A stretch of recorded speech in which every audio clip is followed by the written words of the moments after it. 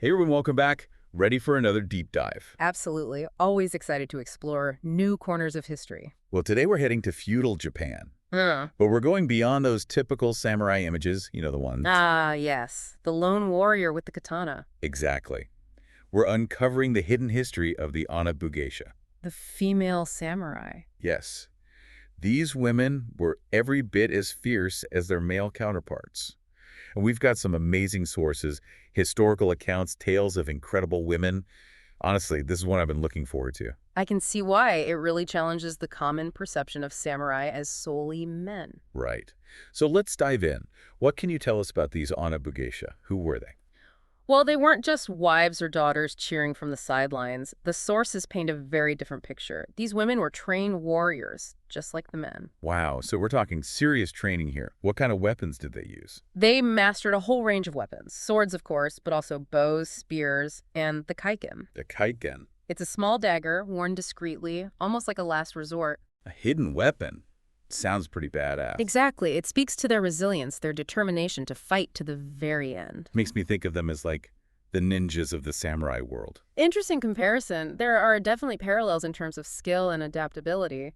So we're not just talking self-defense here. Hmm? These women actually saw combat. Oh, absolutely. They were active participants in warfare. Some even led armies. No way. Can you give us an example? Well, take the Battle of Owazu in 1184. It was a major clash, hundreds of warriors on a muddy battlefield, and right there in the thick of it were the onna-bugeisha, fighting with incredible skill and ferocity. That's wild. It makes you wonder how they navigated those societal expectations, being a warrior in a world dominated by men. It's a great question, and unfortunately, the sources don't provide a clear-cut answer. It's likely there was a lot of variation. Some families probably embraced the idea of female warriors, while others held on to more traditional roles. I guess that makes sense. Different families, different regions, maybe even different social classes. Precisely. It's a complex issue, and one that deserves further exploration. But what we do know is that there were some truly exceptional onna-bugeisha. Yeah, our sources mention a few legendary figures, Yeah. like Tomogo Gozen. She's fascinating. A concubine who becomes a renowned warrior. That's quite a story. It really is. She fought alongside Minamoto no Yoshitsune at the Battle of Owazu. Think about it. A concubine rising to that level of recognition in warfare. It speaks to her ambition, her talent, and also to the complexities of the concubine system. Right. Concubines weren't just companions. They could hold influence, have agency, Yeah. maybe even defy expectations in ways we don't fully understand. Exactly. It makes you wonder how many other women had similar aspirations but weren't given the same opportunity. And then there's Tachibana Ginchiyo, the strategist. Ginchiyo, a brilliant mind.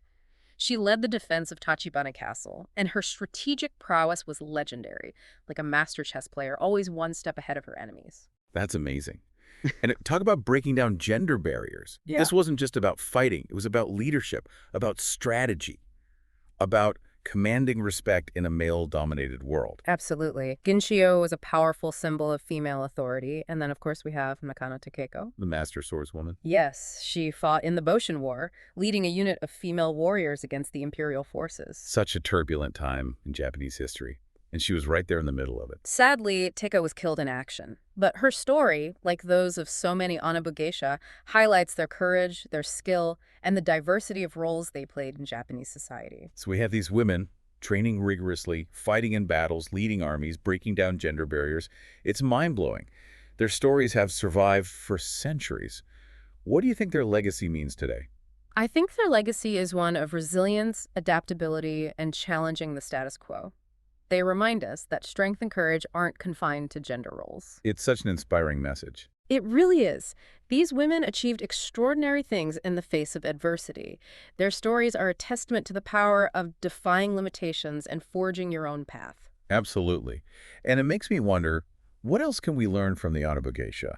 What can they teach us about pushing boundaries, about making our own paths in life, even when the odds seem stacked against us? That's the beauty of history. It offers endless opportunities for reflection and inspiration.